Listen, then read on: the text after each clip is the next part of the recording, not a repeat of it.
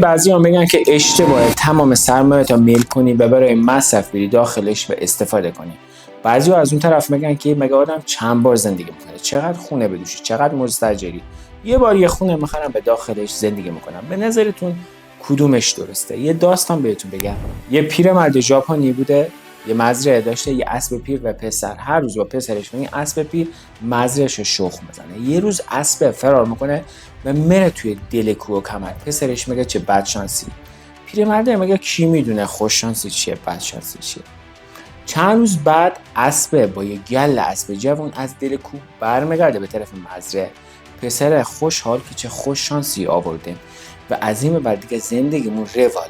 پیرمرد میگه کی میدونه کدوم بدشانسیه کدوم خوششانسی. چند روز بعد پسر از روی یکی از اسبای تازه وارد میفته زمین و پاش مشکنه. میگه چه بدشانسی بابا، از فردا توی کارهای مزرعه نمیتونم بهت کمک کنم. پیرمرد میگه کی میدونه کدوم خوششانسیه کدوم بدشانسیه.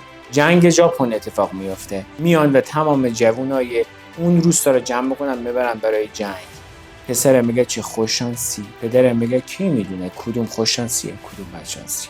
همه ما در طول زندگی تصمیماتی میگیریم که توی اون لحظه بهترین تصمیم از طرف ما و خانواده‌مون بوده. به نظر من هیچ کدوم از این فلسفه ها نمیتونه به خودی خودش درست یا غلط باشه. اینی که خونه برای مصرف خودم استفاده کنم یا اینکه نه، سرمایه‌مو توی ملک قفل نکنم.